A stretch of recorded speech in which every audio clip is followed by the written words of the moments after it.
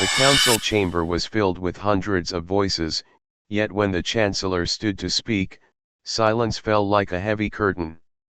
The chamber was a circle of stone and steel, where representatives of dozens of species floated, perched, or stood in their own places. Bright lights glared down from above, giving everything the cold color of judgment. All eyes turned to the center, where the human ambassador stood alone, his face calm but unreadable. The chancellor's voice rang out, carrying weight across the entire hall. It is decided. Carriers are hereby banned from the fleets of the Galactic Council. All species will dismantle these ships. Humanity included. The words cut through the chamber like a blade. For a heartbeat, there was no reaction. Then whispers rose from alien delegates, and soon those whispers turned into quiet laughter. The insectoid, known for their buzzing tones, hissed in amusement. The reptilian shock bared their fangs in satisfaction. To them, this was the end of humanity's rise. Everyone in the galaxy knew that carriers were Earth's greatest strength. Ships so vast they could launch swarms of fighters, capable of overwhelming fleets that outnumbered them. The ban meant humanity's edge was gone. The human ambassador did not move. He stood tall in his dark suit, his eyes fixed on the chancellor. One alien delegate, a serpentine creature from the Eresi, leaned forward and sneered. "What will your people do now, human? Without your carriers, you are nothing but another small world in the council." The chamber filled with low chuckles. Some delegates even clapped their claws and appendages together, mocking applause. For years, humanity had been climbing too quickly, fighting too fiercely, growing too bold. Now, many believed, the climb was finished. But the human did not flinch. He raised his head and spoke in a voice calm enough to silence even the laughter. "We will comply with the council's ruling." The chamber paused. The words were simple, but there was something in the way he spoke them that made several alien delegates frown. The chancellor gave a short nod, as though the matter was closed. "Good. Then humanity will dismantle their carriers within the next cycle. The law is absolute." The hall filled again with chatter, relief spreading among the delegates. Many believed they had just avoided a future where humans became too powerful to stop. As the noise rose, the human ambassador added one more sentence. "We will comply. But understand this. Humanity does not downgrade. We upgrade." His words dropped into the chamber like stones into still water, rippling through the gathered races. Conversations halted. The chancellor narrowed his eyes but said nothing. The delegates muttered again, this time not with laughter but with unease. What did that mean? Some brushed it off as empty pride. Others felt a coldness creep down their spines. The ambassador turned and left the chamber without waiting for permission, his footsteps echoing as if he owned the floor. The next day, across the galaxy, rumors began to spread. Ships traveling near human space reported strange movements. Fleets no longer patrolled in familiar formations. Supply lines stretched toward the outer rim, carrying cargo of unknown type. Entire shipyards went dark, their signals cut off. Alien spies sent back fragments of information, massive resources being moved, secret projects hidden in deep space. No proof, only shadows. But shadows were enough to spark fear. Some alien leaders laughed off the whispers. Humans are arrogant, but the Council's eye is sharp. They cannot build carriers again. Others were less certain. They had seen how quickly Earth had risen from a single planet to a force that rivaled ancient empires. If anyone could twist a law into something new, it was humanity. Late in the night, in the war councils of different species, generals argued. Should they prepare for conflict? Or trust that the humans were finally contained? Meanwhile, the common people of the galaxy celebrated. Markets in alien cities lit with fireworks, singers filled the streets, and traders toasted to the end of the carrier threat. News feeds showed laughing commentators announcing humanity's fall. Yet behind closed doors, intelligence reports were not so joyful. Scouts sent near Sol failed to return. Drones vanished without explanation. An entire listening post near the asteroid belt went silent, its last transmission a garbled image of something vast moving in the dark. Back in the council chambers, the Chancellor reviewed the reports with a deep frown. It must be nothing. Fear makes shadows larger than they are, he said, but even his voice lacked confidence. One of his advisors, a thin creature with translucent skin, whispered, "Humans agreed too easily. They should have protested. They should have fought. Instead they accepted, and that frightens me." In the human embassy, the ambassador sat alone in a dim room, looking at a single hollow screen.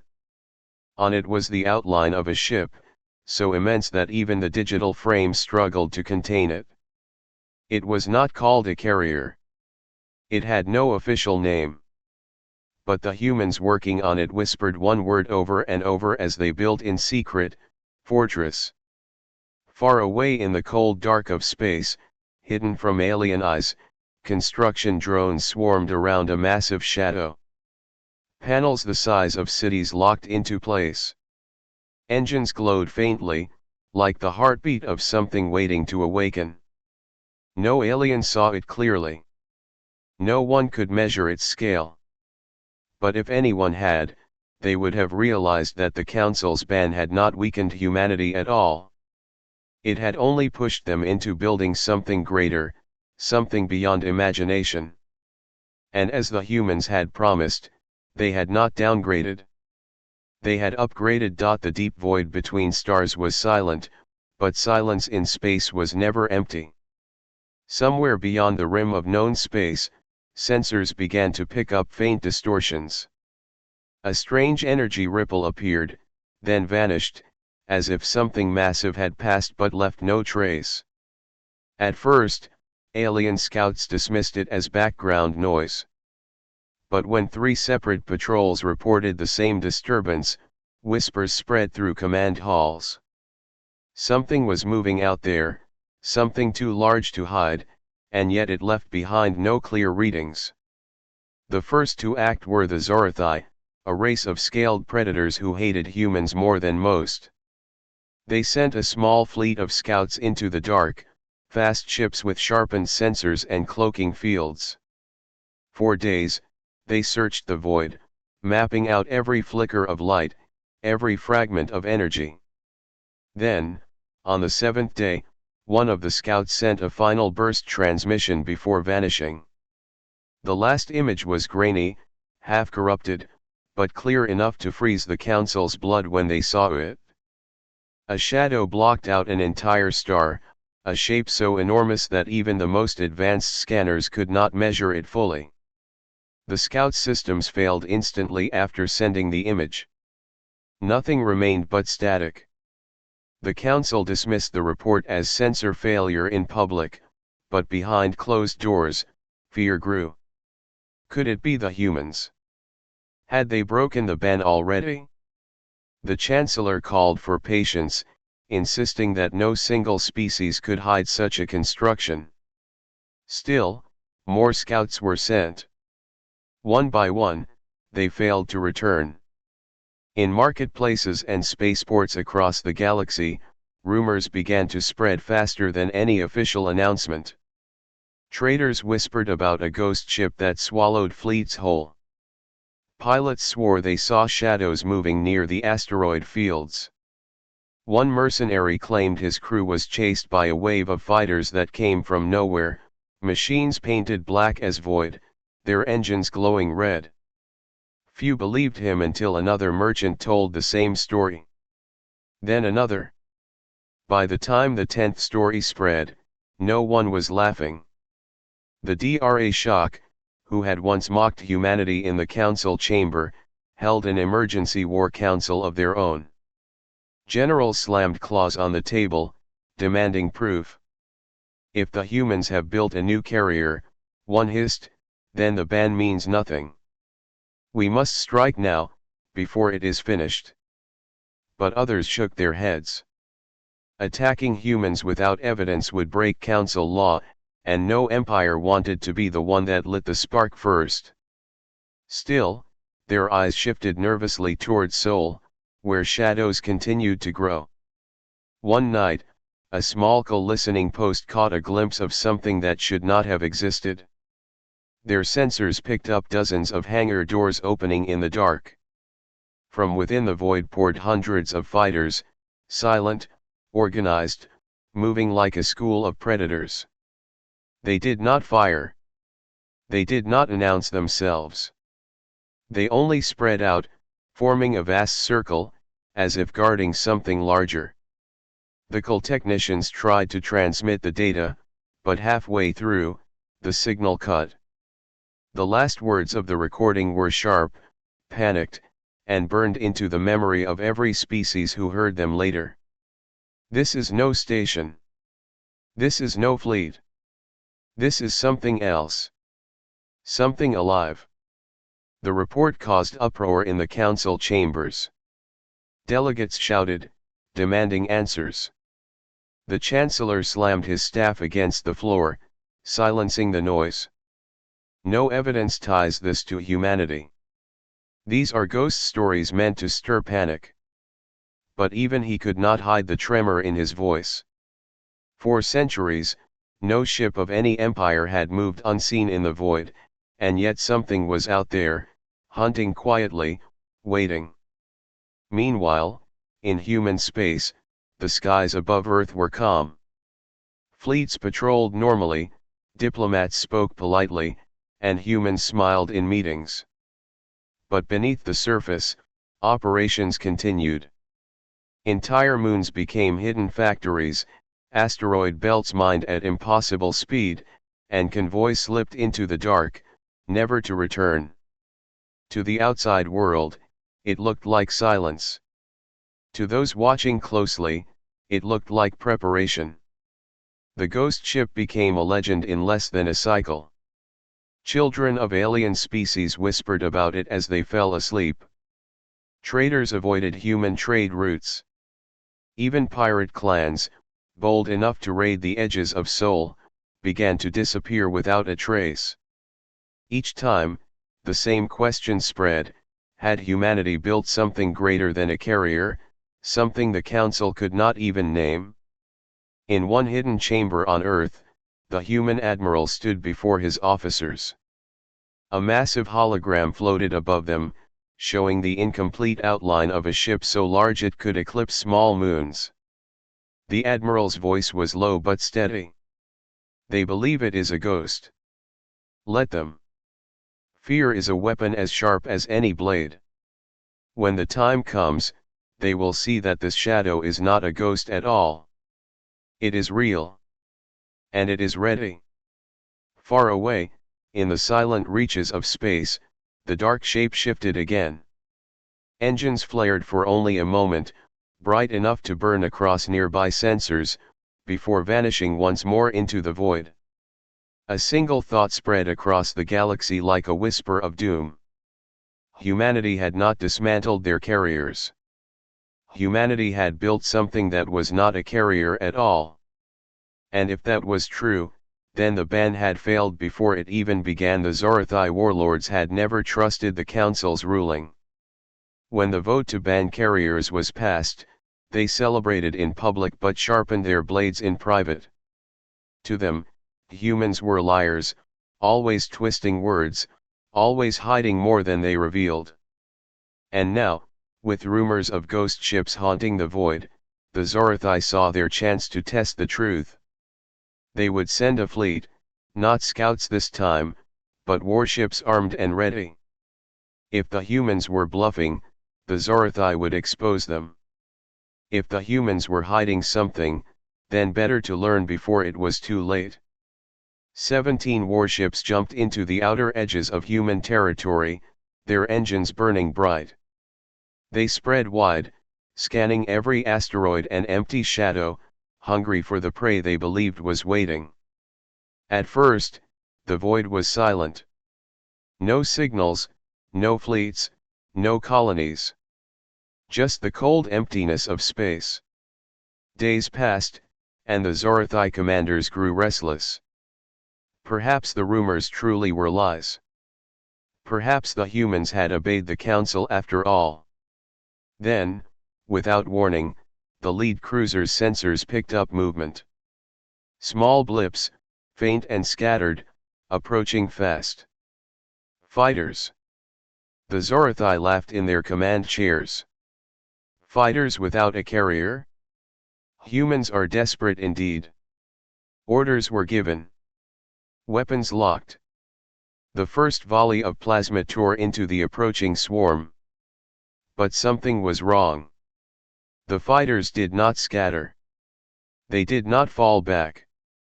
They absorbed the fire, weaving through explosions as if guided by a single mind. In moments, they were inside the Zorathi formation, moving faster than anything the predators had ever faced. The battle became chaos. Swarms of black-painted fighters struck like stingers, slicing through shields, ripping into hulls. Whole decks vented into the void as Zorathi crews screamed. Still, no carrier appeared. No mothership revealed itself. The fighters seemed to come from nowhere, endless, as if the void itself was birthing them. "Where is their carrier?" one commander roared before his ship split in half, burning silently in space. The Zorathi fought with savage fury, their reputation as predators not undeserved. 2 of the human fighters were destroyed for every warship lost, but the numbers kept growing. It was not possible. A swarm this large should have drained every carrier dry, but still they came, wave after wave. When the last of the fleet tried to retreat, their jump drives refused to lock. Jamming signals filled their systems, cutting them off from escape. The fighters circled like vultures, then descended, ripping the final ships apart until nothing but drifting wreckage remained. Only one vessel survived long enough to transmit a signal. Its message reached the Zorathi homeworld half-burned and full of static. But what it showed was enough to silence even the loudest warlord. The recording flickered with images of the void, then the swarm of fighters, then just for a moment something larger. A wall of steel, faint and shadowed, moving like a mountain through space. It vanished before the feed cut out, but the impression was clear. A ship. Too big to measure. Too silent to track.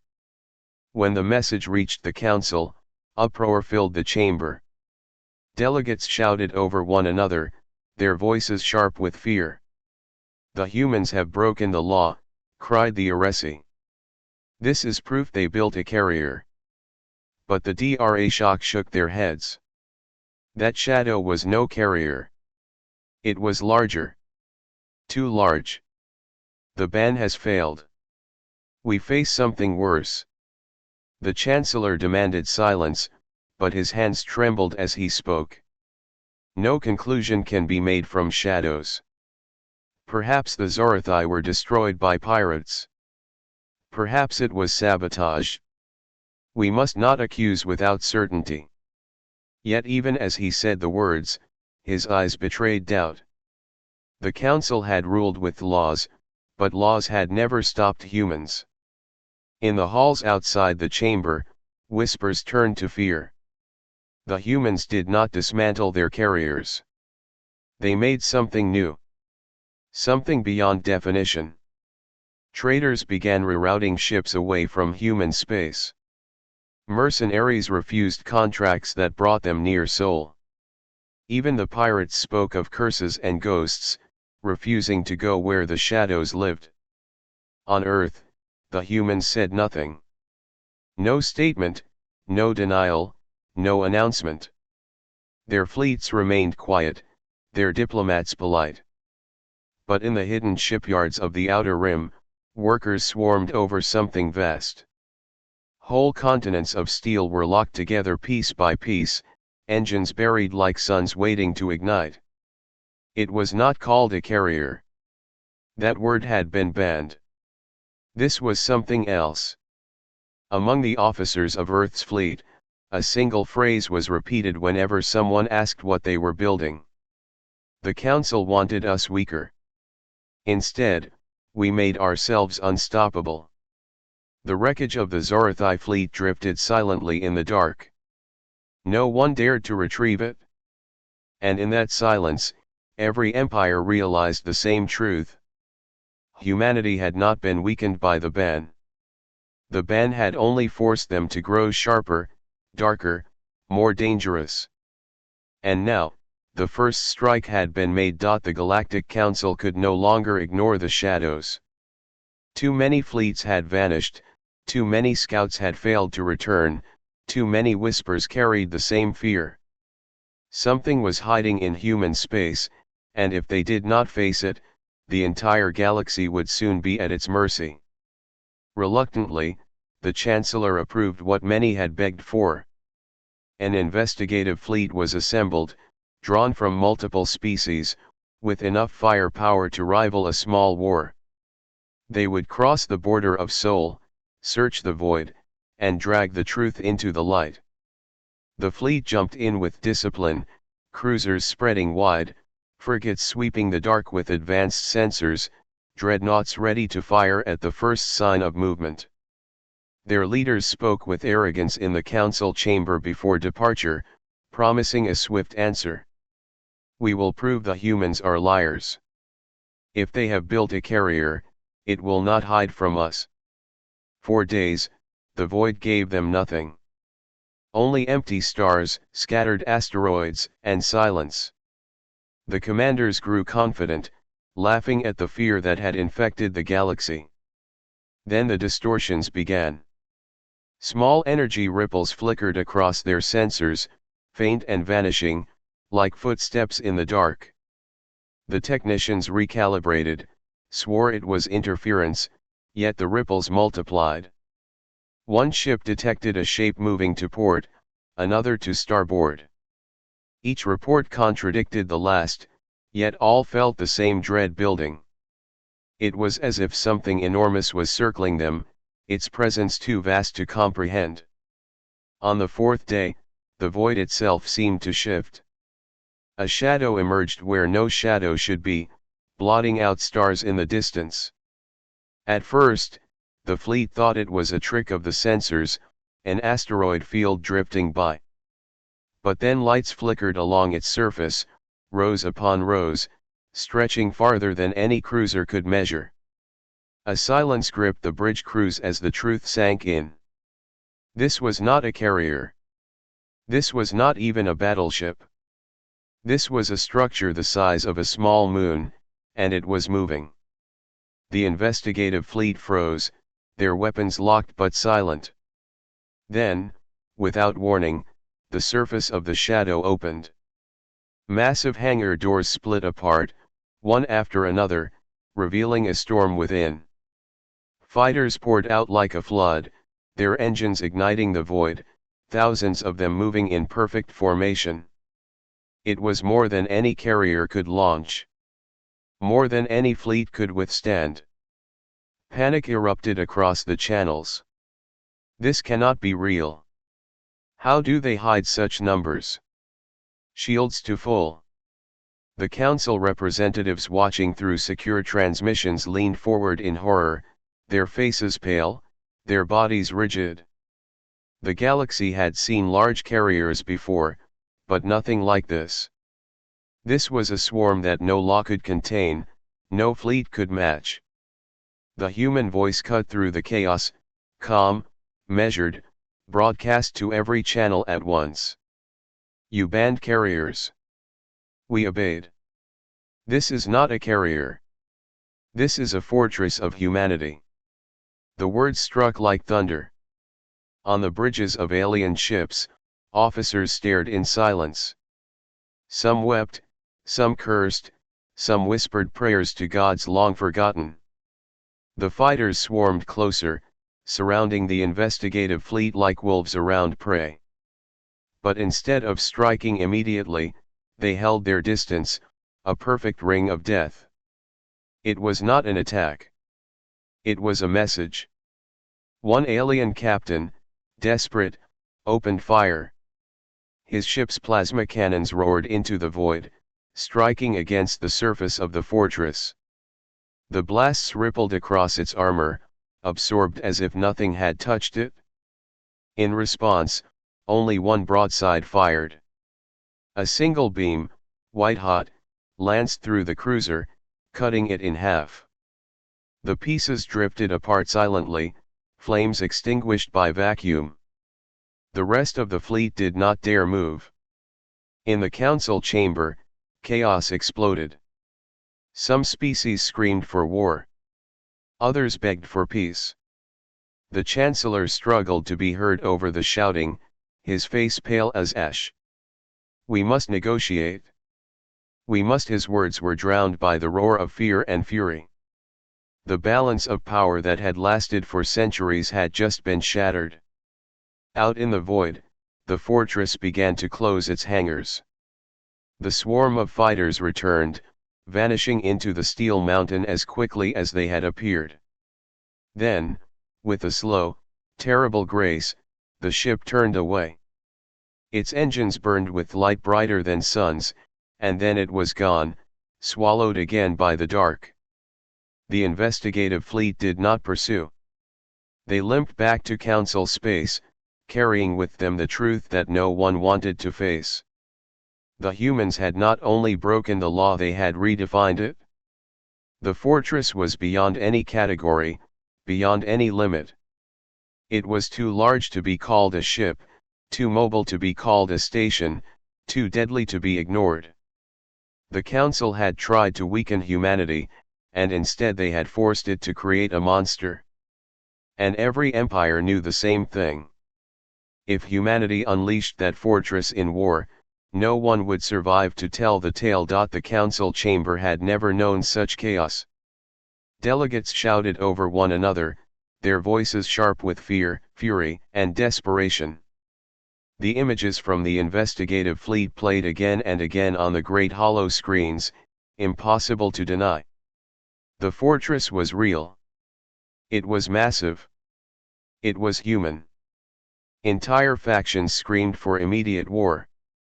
"Strike them now before it is complete," hissed the Dra shock warlord, his claws carving deep grooves into the table. The insectoid cull shrieked in their clicking tones, demanding sanctions, blockades, and united fleets. But others trembled at the very idea. "You saw what it did to one of our strongest cruisers," whispered the frail Aresi delegate. "If we move against it, we may invite our own extinction." The Chancellor slammed his staff against the floor, but the noise of the chamber only rose louder. Fear had poisoned every word. Every empire imagined the fortress drifting into their skies, unleashing its swarm of fighters, tearing their fleets apart as easily as it had done to the Zorathi. For centuries, the council had ruled with laws and decrees. Now, for the first time, their laws felt meaningless. Outside the chamber, fear spread like fire. On alien homeworlds, citizens filled the streets with panic, demanding to know why their leaders had allowed humanity to rise so far. Traders rerouted all traffic away from human sectors, unwilling to risk being swallowed by the ghost fleet. Soldiers whispered in barracks, wondering what chance they would have if war came. Even the pirates, bold and reckless, abandoned their raids near Seoul, muttering that no treasure was worth attracting the fortress's gaze. Then came the spark that turned fear into terror. A council member's ship was destroyed in orbit above his own home world. The blast was clean, surgical, and left no trace of who had fired. but witnesses swore they saw fighters small, black, fast as lightning striking before vanishing into the void. Panic exploded. If the humans could reach a council member on his own throne world, then nowhere in the galaxy was safe. Accusations tore through the chamber like knives. "The humans have declared war already," cried one delegate. "No," shouted another, "this is a trick by the Zorathi, meant to frame Earth." Trust collapsed in an instant. Alliances frayed. Old enemies pointed claws and talons at one another, each certain that betrayal lurked behind every word. The War Council of the Galaxy, once united by law, now crumbled beneath fear. Meanwhile, the humans remained silent. Their fleets patrolled calmly. Their ambassadors spoke politely in diplomatic meetings, denying nothing, admitting nothing. They acted as if the fortress did not exist at all. And that silence was worse than any threat. For silence meant control. Silence meant confidence. Silence meant they were not afraid. On the homeworld of the Dra Shock, generals met in secret. Maps were spread across stone tables, fleets marked in red lines, invasion routes traced across human space. "We cannot wait," one general growled. "Every moment we hesitate, their fortress grows stronger." But another hissed in reply, "Did you not see how one shot carved apart a cruiser? How do you expect us to fight something that devours fleets like prey?" Their argument ended in silence, each realizing the same truth. There was no plan, no weapon, no fleet strong enough to match the fortress. Back in the council chamber, the Chancellor sat alone in his quarters, staring at the final image captured by the investigative fleet. The fortress drifting in the void, hangar doors glowing, thousands of fighters swarming like bees around a hive. He replayed it again and again, his hands trembling. The Council's power was built on balance, on the idea that no single species could grow too strong. That balance had shattered the moment humanity revealed their creation. Now the Chancellor faced a choice: demand war and risk the end of every empire, or beg for peace and admit the Council's weakness. Yet even as he considered, a new report arrived. Another listening post had gone silent. Another convoy had vanished near the edge of human space. And in each disappearance, the whispers were the same. Shadows moving in the dark. Engines glowing red. Fighters without a carrier. A fortress watching and waiting. The Council had thought themselves rulers of the galaxy. Now, for the first time, they realized they were prey. Humanity had not spoken a single word of war, and already the galaxy trembled as if war had begun. In a hidden chamber deep within Earth's command, admirals gathered around the hologram of the fortress. It was complete enough to move freely now, its engines powerful enough to cross the galaxy in days. One admiral spoke softly, his words like iron. "The Council believed they could cage us with laws. Instead, they forced us to break the cage. Now, every world knows the truth. Humanity does not obey. Humanity ascends." The fortress turned in the void, its hull glinting faintly against distant stars. To the galaxy, it looked like a nightmare too vast to face. To humanity, it looked like the beginning. And as silence fell once again, the Council realized the truth they had tried to deny. Their power was crumbling, and humanity had not even fired the first shot. The galaxy had lived in fear of shadows long enough. Rumors and whispers were terrible, but nothing compared to what happened when the fortress finally moved. It began quietly, almost too quietly, as though the void itself held its breath. Alien patrols near the edge of human space caught the first glimpses, flashes of light in the dark, faint energy surges, a shifting mass so vast that their scanners broke trying to measure it. Then the fortress emerged, its hull blotting out the stars, its engines roaring like newborn suns. This time it did not hide. This time it came to be seen. The Dra Shock were the first to feel its wrath. They had called most loudly for war, had sworn to burn Earth to ash, and had gathered a fleet of their own to prove their strength. Thousands of ships stood waiting in formation, their weapons charged, their generals sneering across comms at the thought of finally breaking humanity. But when the fortress arrived, their courage cracked. It loomed over them like a living moon, its armor gleaming with unnatural light, its hangar doors yawning wide. From within poured a storm of fighters, more than any fleet had ever launched in history. The void itself seemed to boil as they spread out, blotting radar with sheer numbers. The Dra Shock fought as predators do, ferocious and unyielding. Plasma volleys streaked across space, cutting through wave after wave of fighters. For a moment, it seemed they might hold. But then the fortress revealed what it had hidden. Its surface split open in new places, entire sections shifting, unfolding like the petals of some iron flower. From the depths, weapons awoke, cannons the size of towers, beams brighter than suns, missiles so fast they outran light itself. The first salvo tore through the Dra Shock dreadnoughts as though they were paper. Ships that had stood for centuries, symbols of their empire's pride, broke apart in seconds. Across the galaxy, leaders watched the live transmissions in horror. The fortress was not merely a ship. It was a war on its own. It fought with precision, with patience, never wasting a shot, never allowing an opening. The Dra Shock screamed through their comms, their generals begging for reinforcements, but none came. No empire dared to intervene.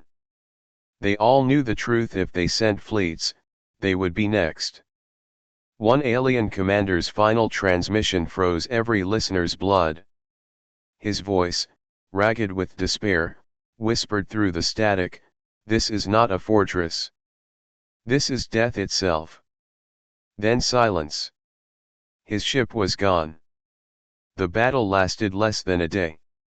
When it was over, the Dra Shock fleet was dust and wreckage. Survivors drifted helplessly, their engines destroyed, their weapons useless. The fortress did not finish them. It simply left them broken, humiliated, alive only to carry the message. Humanity had unleashed its power, and no one could deny it now. In the council chamber, fear had become paralysis. Some delegates wept openly. Others raged, demanding retaliation that none dared to carry out. The Chancellor's face was pale, his voice hollow as he tried to hold the illusion of control. "We must open talks. We must seek peace." "We cannot," he trailed off, unable to finish. Everyone knew the truth: the council was powerless. Then, across every channel, on every world, in every ship, a human voice spoke. Calm, steady, undeniable. "You sought to weaken us. You banned our carriers. You thought to limit what we could become. But humanity does not weaken. Humanity does not fall. You taught us to adapt. You forced us to grow. You showed us fear, and in return, we became unstoppable." The words echoed across the galaxy like judgment. Even on distant worlds, civilians froze, staring at the broadcast in silence. For the first time, the old empires felt what humanity had felt for centuries: the weight of something greater staring down upon them. The fortress turned then, its engines burning like a rising dawn, and vanished into the void. It did not conquer worlds. It did not demand tribute. It did not destroy more than it had to. That was the most terrifying part. Humanity had proven what it could do and then left the galaxy to tremble in its shadow. From that day forward, no one spoke of carriers again. The word itself felt too small, too weak, too meaningless. What humanity had built was beyond law, beyond imagination, beyond resistance. It was the symbol of their nature, relentless, unbreakable, always reaching higher when others sought to drag them down. And so the galaxy understood, too late, the price of trying to bind humanity with chains. They had not caged the species from Earth. They had forged a monster. The fortress drifted through the stars, silent, watching, waiting. Not a ship. Not a station. Not a weapon. A reminder that humanity, once threatened, would never again be stopped.